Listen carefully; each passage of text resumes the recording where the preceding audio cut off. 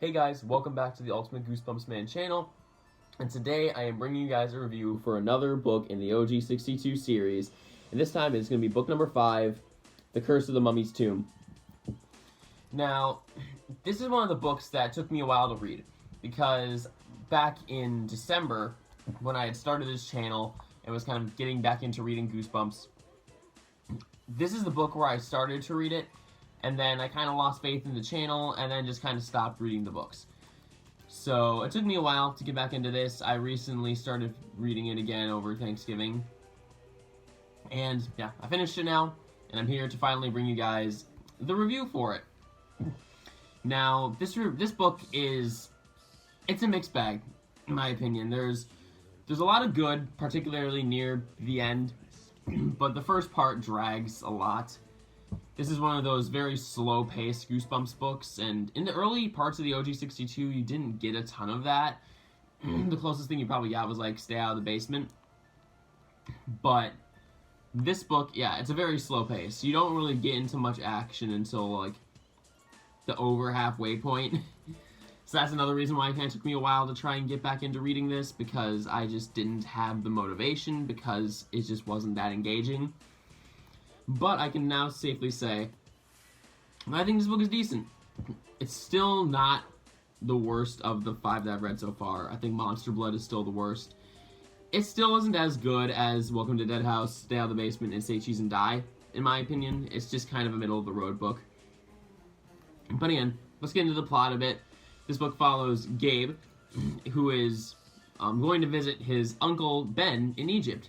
And his Uncle Ben is an archaeologist working in pyramids, and he also has a younger cousin named Sari, who obviously is Ben's daughter, and she is just kind of this stuck-up, know-it-all kid who's constantly tormenting Gabe and making fun of him and doing things to kind of scare him and make him look like an idiot. She's kind of obnoxious in my opinion, but essentially, while he's in this pyramid, he starts to kind of uncover these mysterious places in the pyramid and starts learning about some kind of possible curse that exists in there. And yeah, the whole story kind of surrounds around that. Again, as I said, the first half drags on a lot. There is just a lot of basic walking through the pyramids of Gabe exploring it. Nothing much happening. Is them going to the hotel, going around Egypt, going around the pyramids. And I will say, this book does have some great description to it. It has a very good descriptive element. There's a lot of really detailed ways that Stein writes the look of this pyramid, and it really does help you visualize it, and it really does help you transfer to it. I will say that, and I can really praise the book for that aspect. I also think that again, as I said, the final, third of the book was really good, in my opinion. You know, there's a lot of stuff. There's stuff surrounding this other character named Ahmed, who is basically this tour guide. Not tour guide. He was someone working with Uncle Ben at the archaeological dig. And there's something weird about him. Not gonna say what it is, but you have to read the book. But yeah, some cool stuff with his character, and yeah, there isn't really much of an actual mummy in the book, I will say that, so this title is a bit misleading. Kind of, the big third act climax is a bit different, and you don't really see the mummy that much. But, you know, again, the third act was still really solid. There's some nice tension, there was some good stakes there. It was pretty scary, actually, which I always appreciate in a Goosebumps book. You know, there's actual stakes, you know, there's kind of a will the characters make it out of this situation. Which, again, I always like that kind of, you know, high-stakes stuff. It just adds to the interest of the story.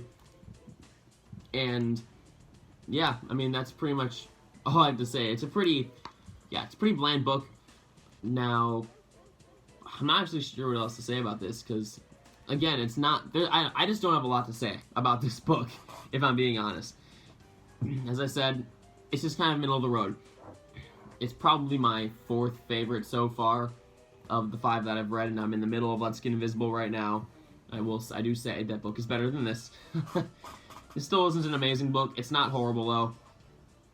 If you're into a more slow burn kind of story, and I feel like you definitely enjoy this more. It does take a lot of time to build up the tension and build the atmosphere, and there's great atmosphere. As I mentioned, the atmosphere and descriptive quality that Stein has in this book is phenomenal. But, you know, if you're looking for something more of a fast-paced, non-stop action, well, I guess not non-stop, but, you know, if you're looking for a more fast-paced Goosebumps book that kind of gets to the stuff pretty early on, this is not the one for you.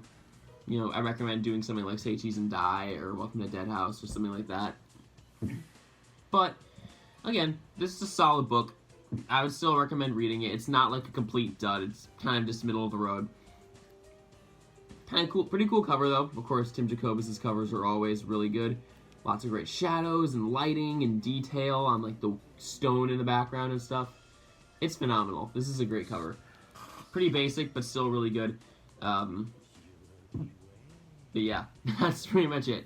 I'm sorry this is kind of a shorter review, but there's just not a ton to say about this book for me. That's just all there is to it. Hopefully with some of the later books, like Night of the Living Dummy and some of those, I will hopefully get some more time to go in depth because they're books that there's a lot more to say than there is about a book like this. It's just kind of a bland read. Again, still recommend it if you're into that kind of stuff. I wouldn't, if you're like reading through the series, I still wouldn't recommend skipping this one. I think this is still a good read overall that you should include while you're reading through everything.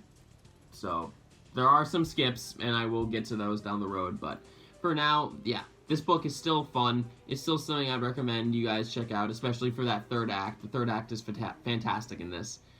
Not really, it's also a breaks formula a bit because there's not your traditional twist ending like a lot of Goosebumps books have. This is just kind of a very standard ending. Again, I'm not going to say what, but like the final like chapter of the book is pretty, you know, it breaks the Goosebumps formula a bit because, again, there isn't really any kind of specific twist ending involved. So yeah, that's really all I gotta say about it. So that was my review of Curse of the Mummy's Tomb, and I probably would give it, I would say, probably like a 7 out of 10. It's not the best, but it's not the worst either. So yeah, that's pretty much all I gotta say about it. I hope you all just enjoyed the video, and thank you guys all for watching, and please make sure to, you know, subscribe to the channel if you want to see more videos, and comment down below what you think on Curse of the Mummy's Tomb. I will see you all in the next video.